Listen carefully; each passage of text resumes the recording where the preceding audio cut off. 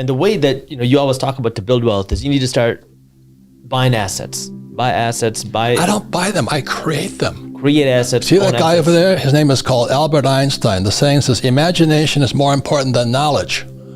I make up my own assets. I don't need to go to the frickin' stock market. I can create my own. But if you're 25 years old and you want to become rich, you want to become wealthy, you want to become the next Robert Kiyosaki, you have to start somewhere. Right, but that's education, but they don't teach you that in school. Right, so what I'm saying is now in today's market, where you have a strong stock market, a strong real estate market. It's going to crash. We're on a depression right now. A recession is 2 quarters of declining growth. Right. But a depression is suboptimal growth. So you could have, let's say that your GDP should be 4%, but you're operating at 2%. That's a depression. People don't know history. Is that what happened on September 17th, 2019? There was a crash in the repo market. The average person has no idea what the repo market was. Then what happened in 2021, so they pumped up. So the last time there was a crash in the repo market was 2008. So I'm sitting here in 2019, September 17th, I said, my God, the repo market crashed. And then a few months later, COVID appears. I went, oh my God, here it is. Can you tell us what the repo market is? Repo market is, I call it the pawn shop. It's where people go in there and what happened at the repo market is the Fed starts pumping money into the commercial banks like Bank of America and those guys, Wells Fargo. So they started pumping money into the banks because the banks were empty. That's what happened when Lehman Brothers went down. They didn't have enough cash in them. But it's not even goes into the economy. It stays within the banking system. So what happens in a reverse repo, so 2008 was a repo, 2019 was a repo, and then what happened in 2021 was a reverse repo. The money started coming out of banks and going back to the Fed. Now the average guy, what does that mean? It means that the commercial banks don't trust their assets.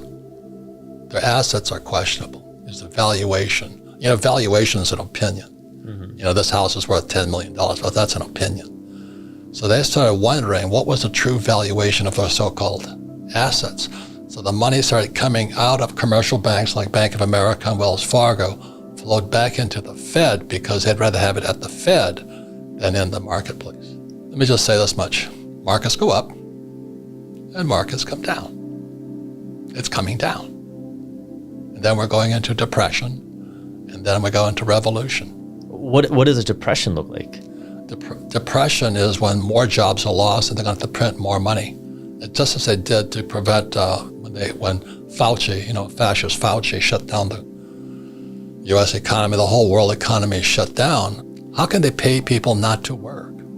America is now the largest debtor nation in history. Student loan debt is out of sight. Consumer loan debt is out of sight. Stock market is all based upon debt. We have more national debt than GDP. I don't know the exact numbers, but I think we're pushing the debt to GDP ratio. Okay, with the debt to GDP, it's really simple. When a debt to GDP hits 90%, so we have 90% debt to GDP. That's pretty optimal. That means every dollar you borrow, when it's 90%, the economy grows by 10%. So it's a 10 to 1, a 10% ratio. Today, the debt to GDP ratio is 140% to 1. They cannot add any more money to it. It's not going to grow. That's what it means. So it's like a guy who has a house that's he kept refinancing his house and he loses his job. He can't borrow anymore. So that's what happens when the debt to GDP went past 90 to 1, 90% debt to GDP. Today it's 140%. We're bankrupt. How long? But the average guy has no clue what I just said to you. How much time do we have left? We're already finished. Gold, silver, Bitcoin, bullets. Only reason I buy Bitcoin is I don't trust my government. I don't trust the Federal Reserve Bank. I don't trust the Treasury. I don't trust basement Biden, and I don't trust the stock market. Now, if you trust all 4 of them, have a good life. I have gold, silver, Bitcoin. So Bitcoin is a bet against the government. I'll say this one more time. If you study Marx, a central bank is essential to communism. That's the Fed. It's the third central bank we've had. It came into existence in 1913. In 1913, the Fed was created, so was the tax department in 1913. Oh, coincidence. The average guy has no idea that happened.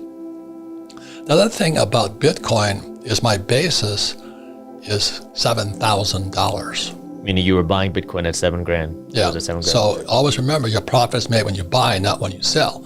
So do I recommend people buy? I think Bitcoin's around 40,000 today as we talk.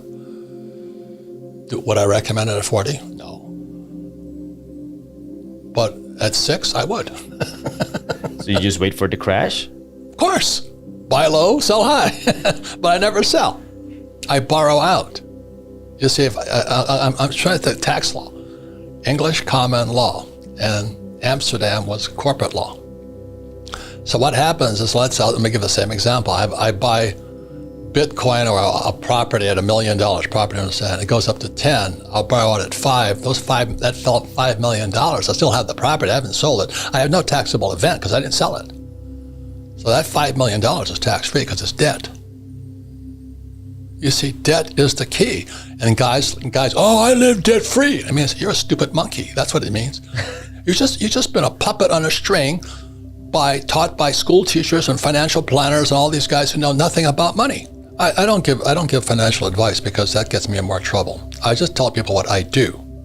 I own gold mines that I took public.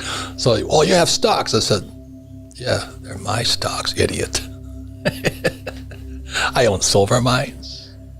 I don't trust the frickin' Chinese. I mean, because my gold mine in China, they took $1 billion gold mine. I was a billionaire for about a year.